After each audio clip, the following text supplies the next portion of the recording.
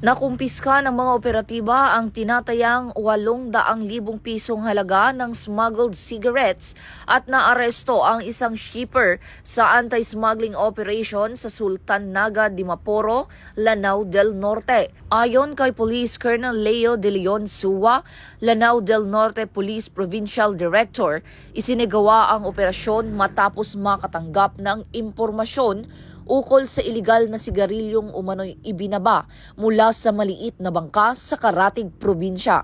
Pagdating ng mga pulis, agad nakatakas ang mga sangkot, ngunit nakumpiska ang 21 master cases ng iba't ibang brand ng sigarilyo. Binigyang diin ni Police Colonel Suha na nagpapatuloy ang mahigpit na kampanya ng pulisya upang mapigil ang smuggling na nakaapekto sa lokal na ekonomiya.